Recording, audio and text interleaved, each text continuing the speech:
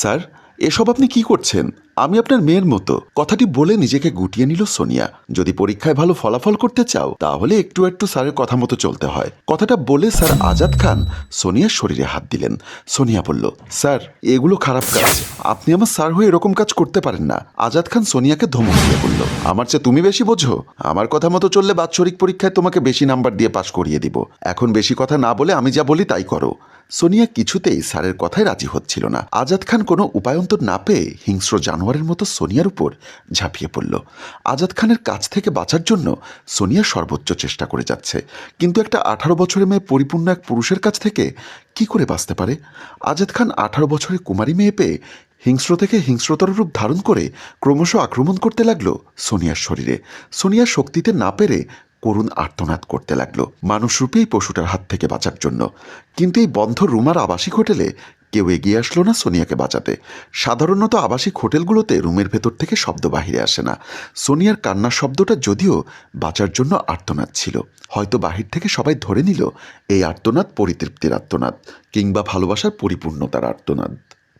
Sonia calling bell টিপতেই দরজা খুলে দিল সোনিয়ার বড় ভাই সূর্য। সোনিয়াকে দেখে সূর্য চমকে ওঠে। সোনিয়া ঠিকমতো দাঁড়াতে পারছে না, চুলগুলো এলোমেলো, গলায় একটা লাল জখমের দাগ। সূর্য সোনিয়াকে বলল, কি হয়েছে? তোকে আজ এমন দেখাচ্ছে কেন? সোনিয়ার দু চোখ বেয়ে জল গড়িয়ে পড়ছে। কি বলবে সে? মাত্র 18 বছর বয়সে ধর্ষিতা হয়েছে, তাও আবার নিজের বাবার বয়সী শিক্ষকের কাছে।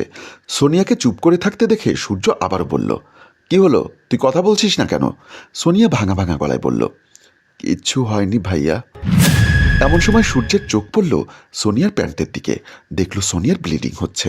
সূর্য মনে মনে ভাবল, বোনের তো গত 10 তারিখে পিরিয়ড হয়েছে, আমাকে দিয়ে প্যাডা নিয়েছিল, তাহলে এখন ওর ব্লিডিং হচ্ছে কেন? এখন তো ওর ব্লিডিং হবার কথা না। কথাগুলো ভাবতে গা শিউরে উঠল সূর্যের। ঠাস করে সোনিয়াকে একটা থাপ্পড় দিয়ে বলল, বল, কার সাথে কি করে এসেছিস? ভাইয়ের কথা শুনে সোনিয়ার চুপ থাকতে পারল না। ভাইকে জড়িয়ে ধরে কান্নায় ভেঙে পড়ল। তারপর তার সাথে ঘটে যাওয়া সকল ঘটনা ভাইয়ের কাছে খুলে বলল। সোনিয়ার মুখে সমস্ত ঘটনা শুনে সূর্য নিশ্চুপ হয়ে দাঁড়িয়ে আছে। কি করবে কিছুই বুঝতে পারছে না। কোনো রকম নিজেকে সামলে নিয়ে বলল, বোন রে, এই কথাগুলো তুই কাউকে বলিস না। এখন চল, ফ্রেশ হয়ে কিছু খেয়ে নে। বলেই সোনিয়াকে নিয়ে রুমের দিকে চলে গেল।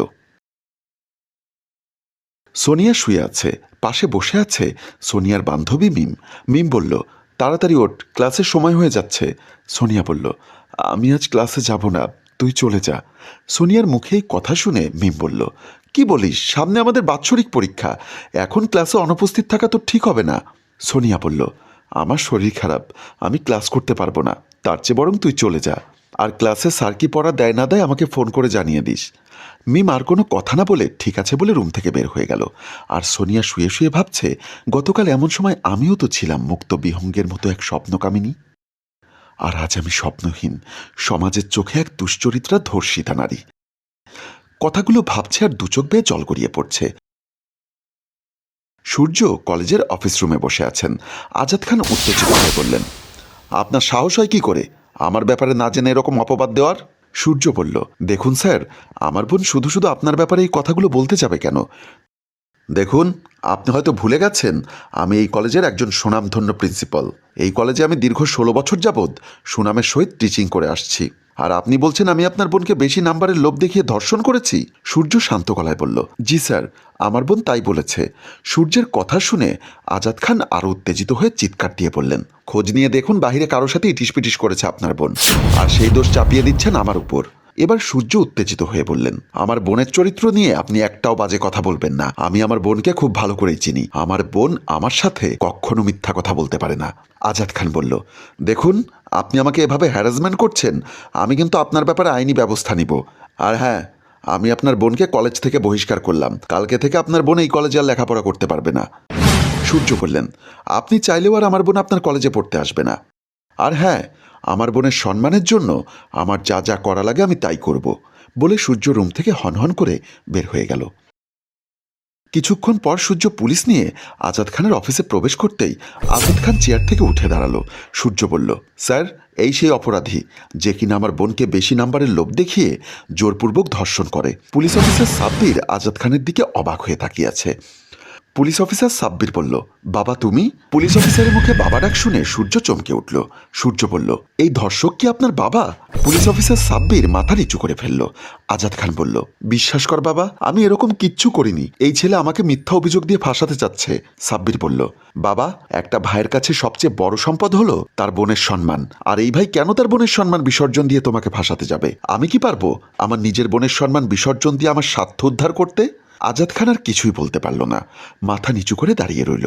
পুলিশ অফিসার সাব্বির বলল, বাবা, তুমি কি করে এমন একটা জঘন্য কাজ করতে পারলে? তোমরা না জাতি গড়ার কারিগর? ছেলে মেয়েদেরকে মানুষের মতো মানুষ করার জন্য বাবা মায়েরা তোমাদের কাছে তাদের ছেলে মেয়েদেরকে তুলে দেয়, আর তোমরাই কিনা রক্ষকে ভক্ষকের ভূমিকায় অবতীর্ণ হলে? আজাদ খান মাথা নিচু করে দাঁড়িয়ে আছে, ছেলে মেয়েদের মুখের দিকে চাইতে পারছে না আজাদ খান। পুলিশ অফিসার সাব্বির বলল, বাবা, সোনিয়াকে ধর্ষণ করার অভিযোগে তোমাকে গ্রেপ্তার করা হলো।